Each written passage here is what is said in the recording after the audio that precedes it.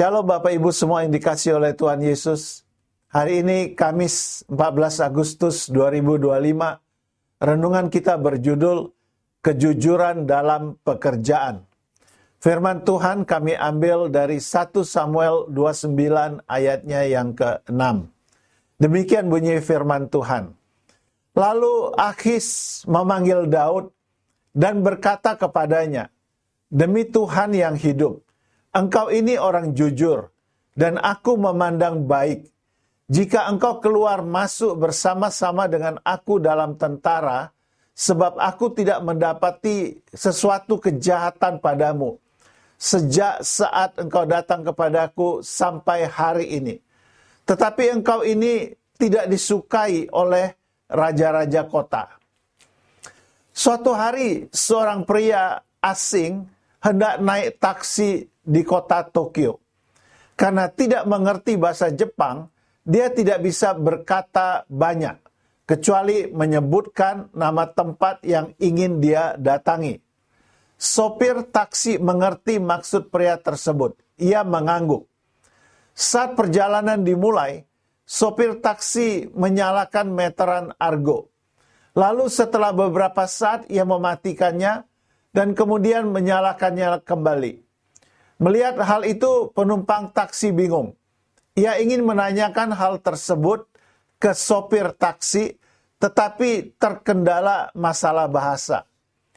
Sesampainya di kantor yang ia datangi, dia bertanya kepada orang-orang yang menyambutnya.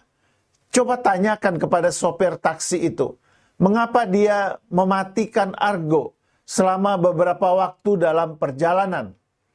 Ketika mereka bertanya kepada sang pengemudi taksi, ia menjawab, "Saya melakukan kesalahan di jalanan tadi. Saya melewati belokan yang seharusnya saya ambil.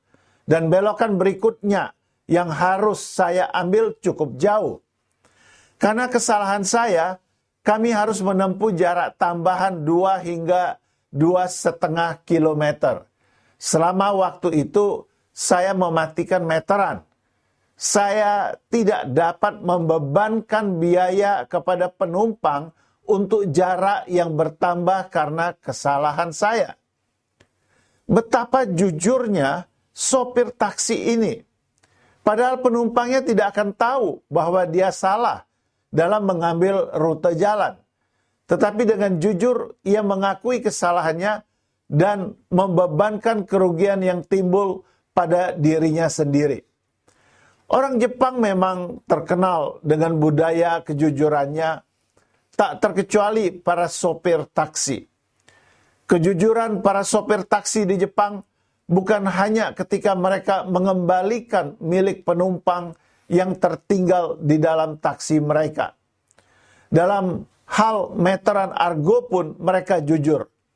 Meskipun kebanyakan orang Jepang tidak percaya Tuhan dan firman-Nya, namun mereka telah menerapkan nilai-nilai firman Tuhan.